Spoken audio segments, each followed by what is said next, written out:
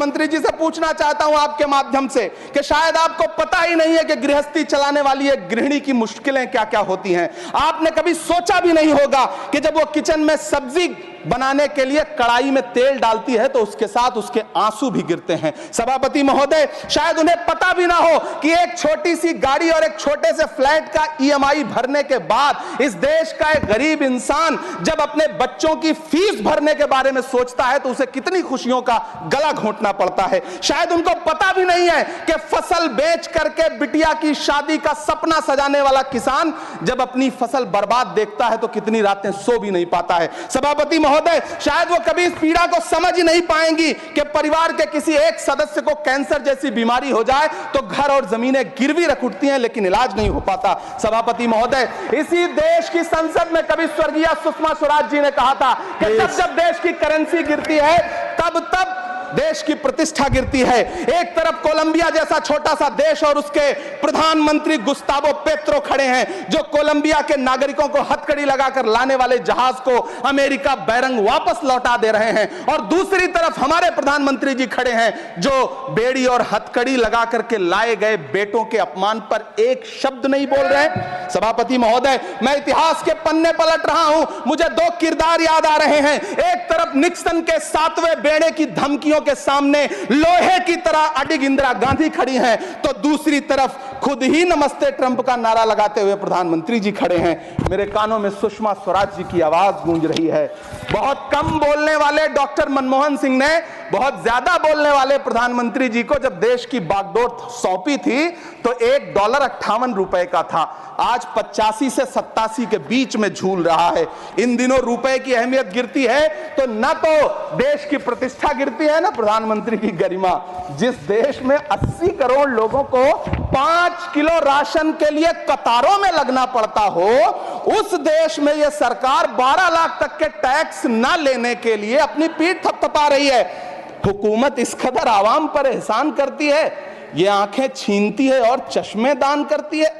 सभापति महोदय, महाराष्ट्र का भिवंडी हो, मालेगांव हो, इचल करंजी हो, यूपी का बनारस हो, मुआयमा हो, मुबारकपुर हो, रांची का छोटा नागपुर हो, बिहार का भागलपुर हो, हर जगह बुनकरों की उम्मीदें तोड़ रही हैं लेकिन इस सरकार के पास उनके लिए कुछ भी नहीं है। मुरादाबाद का पीतल उद्योग, कानपुर का चमड़ा उद्योग, सहारनपुर का लकड़ी उद्योग, फिरोजाबाद का चूड़ी उद्योग, अलीगढ़ का ताला उद्योग, सब सरकारी प्लानिंग से तबाह हो रहे हैं। इन तमाम के बीच सरकारी सपोर्ट से बस एक उद्योग फल फूल रहा है, नोएडा का नफरत उद्योग। सभापति महोदय, जिस देश में 40 से 45% मेडिकल फैकल्टी की सीट खाली हो, वहां बजट में 75,000 नए मेडिकल सीट्स का ऐलान हो रहा है। सरकार बहादुर, कम से कम इस देश के पढ़े लिखे युवाओं को तो मूर्ख समझना बंद करिए। वो अब तिजारती पहलू निकाल लेता है। पहले 7500 मेडिकल सीट्स बाद में बनाइएगा, पहले जो एम्स में 2161 पद खाली पड़े हैं उनको तो भर दीजिए। वो अब तिजारती पहलू निकाल लेता है।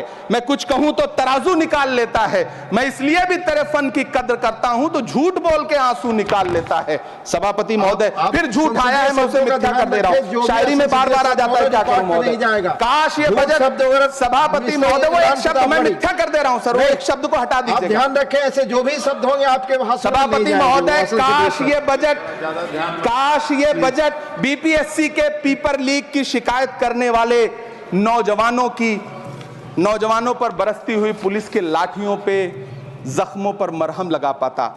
सभापति महोदय, पिछले 80 दिन से 70 साल का एक बुजुर्ग एमएसपी की लीगल गारंटी मांगता हुआ आमरण अनशन पे बैठा हुआ है।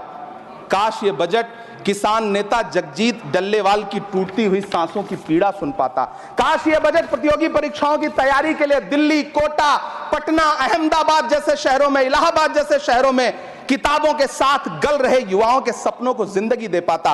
काश ये बजट वंदे भारत के सुनहरे विजुअल के बजाय देश की गरीब जनता को कुछ और पैसेंजर ट्रेनें दे पाता। काश ये बजट सीनियर सिटीजन को ट्रेन टिकटों में मिलने वाली रियायतें वापस लौटा पाता जिनको सरकार ने कोविड के नाम पे छीन लिया था।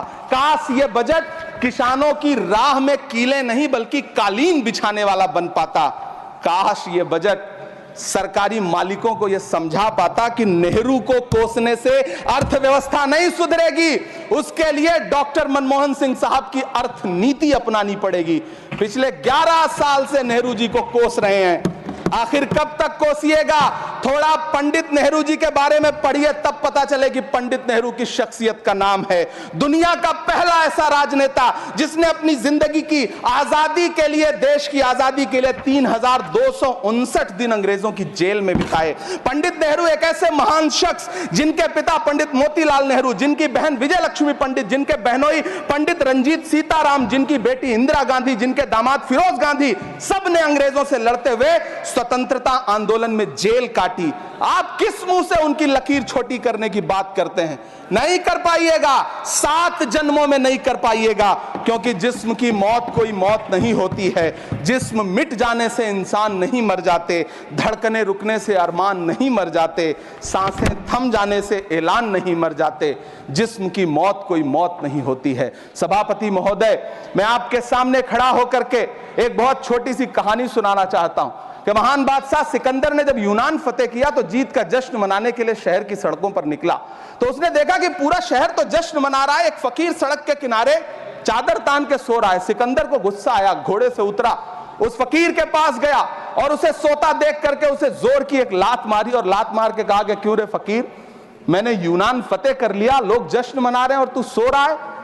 उस फकीर ने उन्नीदी आंखों से सिकंदर को देखा और देख करके कहा कि शहर जीतना बादशाहों का काम है, लेकिन लात मारना तो गधे का काम है। सभापति महोदय, गरीब जनता को लात मारना बंद करिए।